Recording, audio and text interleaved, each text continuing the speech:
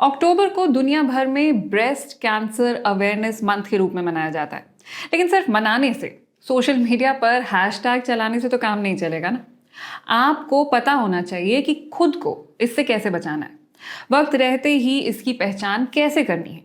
नमस्कार, मैं हूं ईशा भाटिया सानन। आप देख रहे हैं सेहत टॉक और आज मैं आपको 3 तरह के कैंसर के बारे में बताने जा रही हूँ। महिलाओं को होने वाला कैंसर, पुरुषों को होने वाला कैंसर और वो जो किसी को भी हो सकता है।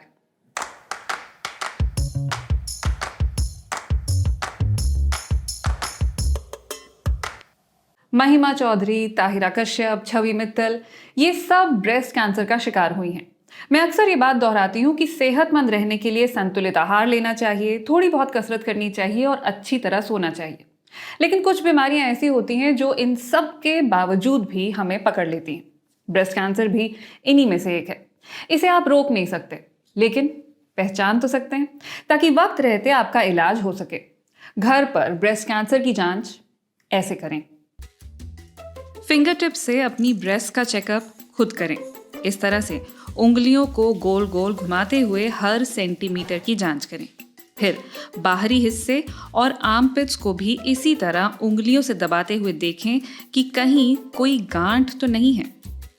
अधिकतर मामलों में ये गांठें खतरनाक नहीं होती हैं। पीरियड्स के आने जाने के साथ साथ ये भी आती जाती रहती हैं।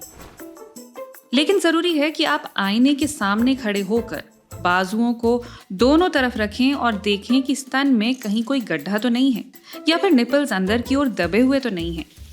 अब बाजुओं को सर के ऊपर उठाइए और देखिए कि क्या कुछ भी असामान्य दिख रहा है। फिर आखिरकार हाथों को अपने कूल्हों पर रखें और देखें कि कहीं कोई हिस्सा लाल तो नहीं है। कुछ भी अटपटा लगे तो फौरन डॉक्टर से बात करें। जितनी जल्दी कैंसर का पता लग जाए, उतनी ही आसानी से इसका इलाज हो पाता है।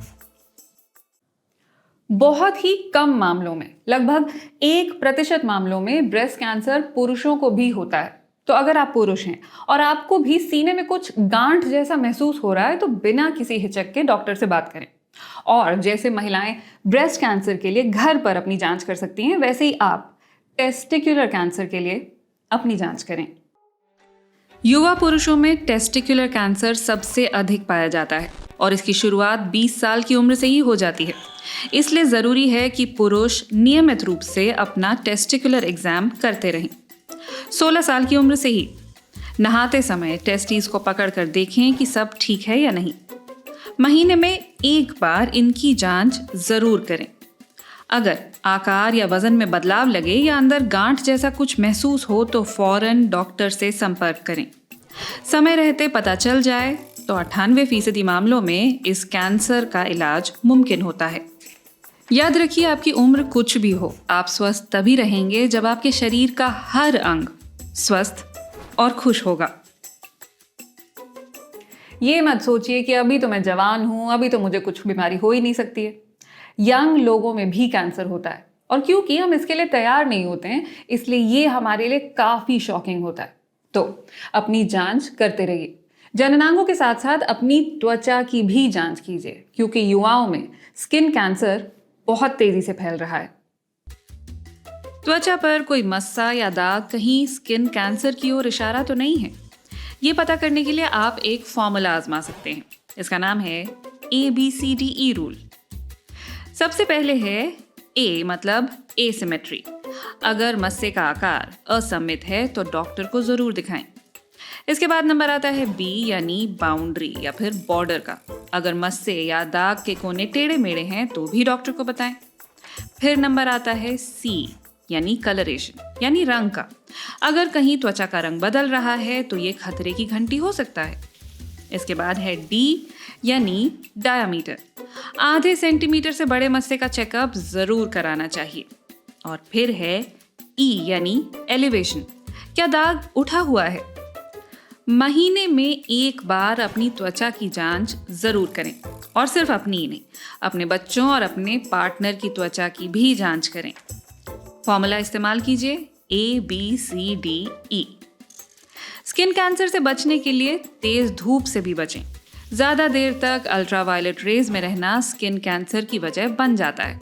धूप में निकलना ही है तो खुद को ढककर और सनस्क्रीन लगाकर निकलिए। सनस्क्रीन कौन सा लगाएं? वो जिसका SPF ज्यादा हो। SPF मतलब सन प्रोटेक्शन फैक्टर। ये आपको बताता है कि कितनी देर तक ये आपकी त्वचा को धूप में झुलसने से रोक सकता है। सबसे कम होता है SPF 10। ये करीब 100 मिनट तक आपकी रक्षा करता है। SPF 30 300 मिनट तक, 50 500 तक। हालांकि हर फॉर्मुलेशन थोड़ा अलग होता है और हर त्वचा भी। इस तरह के अधिकतर टेस्ट गोरी त्वचा पर किए जाते हैं, जबकि भारतीय त्वचा अलग तरह से रिएक्ट करती है। इसीलिए सनस्क्रीन के पैकेट पर लिखा होता है कि हर 2-2 घंटे में इसे दोबारा लगाइए। सनस्क्रीन आपको सूरज की अल्ट्रावायलेट रेज से बचाता है। SPF 15 93% यूवी रेज से बचाता है, 50 98%। इसलिए SPF जितना ज्यादा होगा उतना ही अच्छा। और इसकी जरूरत सिर्फ गर्मियों में ही नहीं, सर्दियों में भी पड़ती है, क्योंकि धूप तो धूप है। तो सनस्क्रीन लगाइए, खुद को धूप से बचाइए। इस वीडियो को शेयर कीजिए। मैं मिलूंगी आपसे अगली बार। नमस्कार।